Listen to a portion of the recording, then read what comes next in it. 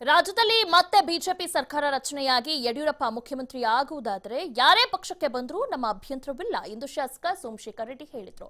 ಬೆಂಗಳೂರಿನಲ್ಲಿ ಮಾತನಾಡಿದ ಅವರು ಮಾಜಿ ಸಚಿವ ಆನಂದ್ ಸಿಂಗ್ ಹಾಗೂ ನಾಗೇಂದ್ರ ಸೇರಿ ಯಾರೇ ಪಕ್ಷಕ್ಕೆ ಬಂದರೂ ನಮ್ಮ ಅಭ್ಯಂತರ ಇಲ್ಲ, ಅವರನ್ನ ನಾವು ಸ್ವಾಗತಿಸಲಿದ್ದೇವೆ.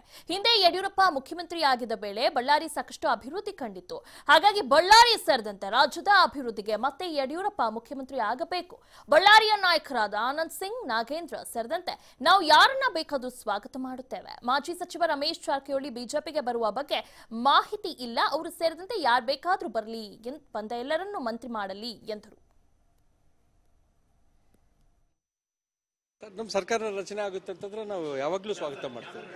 ಸಾಧ್ಯತೆ ಅಲ್ಲ, ನಮ್ಮ ಸರ್ಕಾರ ರಚನೆ ಆಗುತ್ತೆ, ಎಲ್ಲ ಜನರಿಗೆ ಒಳ್ಳೇದಾಗುತ್ತೆ, ಯಡಿಯೂರಪ್ಪ ಸರ್ ಮುಖ್ಯಮಂತ್ರಿ ಆಗ್ತಾರೆ ಅಂತಂದ್ರೆ ನಾವೆಲ್ಲರೂ ಒಪ್ಪಿಗೆ.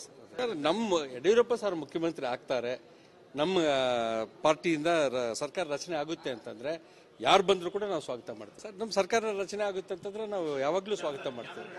ಸಾಧ್ಯತೆ ಅಲ್ಲ, ನಮ್ಮ ಸರ್ಕಾರ ರಚನೆ ಆಗುತ್ತೆ, ಎಲ್ಲ ಜನರಿಗೆ ಒಳ್ಳೇದಾಗುತ್ತೆ, ಯಡಿಯೂರಪ್ಪ ಸರ್ ಮುಖ್ಯಮಂತ್ರಿ ಆಗ್ತಾರೆ ಅಂತಂದ್ರೆ ನಾವೆಲ್ಲರೂ ಒಪ್ಪಿಗೆ.